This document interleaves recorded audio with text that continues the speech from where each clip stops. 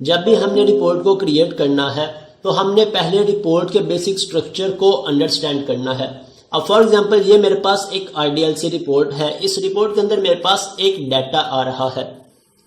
अगर मैं इसे समझने की कोशिश करूं तो एक मुझे रिपोर्ट क्रिएट करनी है, मीन्स एक मुझे रिपोर्ट का ऑब्जेक्ट क्रिएट करना है जो कि मेरे लिए क्या करेगा, मेरे लिए एक रिपोर्ट क्रिएट कर देगा। अब इस रिपोर्ट के अंदर मुझे जोन सा भी डाटा चाहिए हो, मुझे इस रिपोर्ट को एक डाटा सेट या डाटा सोर्स असाइन करना है। अब वो डाटा सोर्स अगर मैं कैटेगरी का असाइन करूंगा तो मैं यहाँ पे कैटेगरी टेबल, कैटेगरी रिकॉर्ड को डिस्प्ले करवा लूंगा। अगर मैं डाटा सोर्स या डाटा सेट डिपार्टमेंट्स का असाइन करूंगा इस रिपोर्ट को तो यहाँ पे मेरे पास डिपार्टमेंट्स की लिस्ट में डिस्प्ले करवा लूंगा।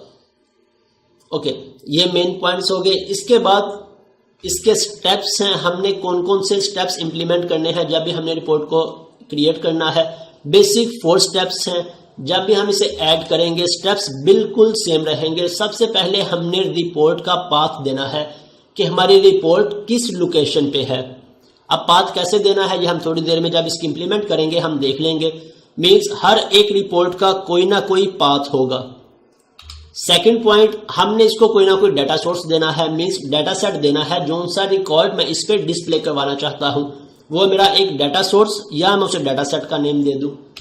थर्ड पॉइंट, अगर मुझे यहाँ पे कोई डायनेमिक पैरामीटर्स डिस्प्ले करवाना है, फॉर एग्जांपल मुझे कोई इमेज डिस्प्ले करवाना है, मुझे organization name, department name display करवाना है, प्रोजेक्ट नेम डिस्प्ले करवाना है, डेट टाइम डिस्प्ले करवाना है, कोई भी पैरामीटर। आपने बहुत सारी रिपोर्ट्स में देखा होगा कि जब रिपोर्ट रेंडर होती है तो स्टार्ट पे हमारे पास हमारी ऑर्गेनाइजेशन का नेम, उसके बाद नीचे TRN नंबर या टैक्स रजिस्ट्रेशन नंबर आ रहा होता है, देन ऑर्डर नंबर या इनवाइस नंबर, रिसिप्ट नंबर आ रहा होता है, देन कस्टमर कैशियर आ रहा होता है। सो तो कोई भी पैरामीटर अगर हमें डिस्प्ले करवाना हो तो हम पैरामीटर्स भी सेट कर देंगे और एट द एंड हम रेंडर फॉर्मेट बता देंगे, रेंडर की सेटिंग्स बता देंगे। ये 4 पैरामीटर्स हर एक रिपोर्ट में हमने ऐड करने हैं, पाथ, डाटा सोर्स, पैरामीटर्स और रेंडर।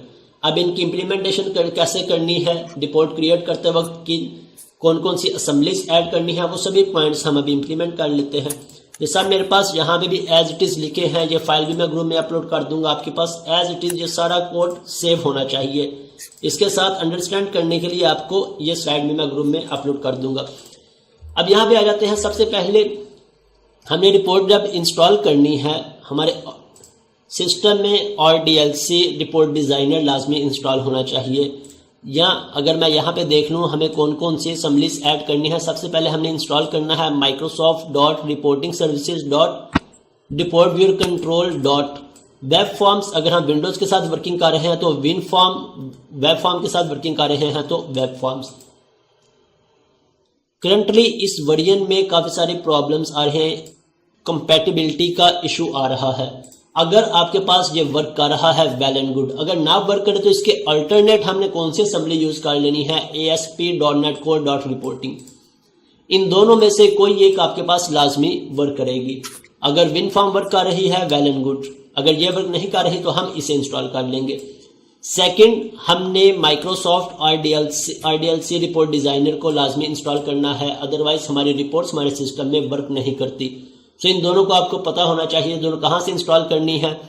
ये हम इंस्टॉल कर लेंगे न्यूगेट पैकेज मैनेजर से, और ये इंस्टॉल करने के लिए हम एक्सटेंशंस में चले जाएंगे और एक्सटेंशंस में मैनेज एक्सटेंशंस और इसे इंस्टॉल कर लेंगे। इसके बाद नेक्स्ट स्टेप हमारा क्या है कि हमने एक डाटा सेट क्रिएट करना है। हमें यहाँ से एक डाटा सेट का फोल्डर चाहिए जिसमें हम अपना डाटा सेट डिफाइन करेंगे, और एक रिपोर्ट का फोल्डर चाहिए जिसमें हम अपनी रिपोर्ट को डिफाइन कर देंगे।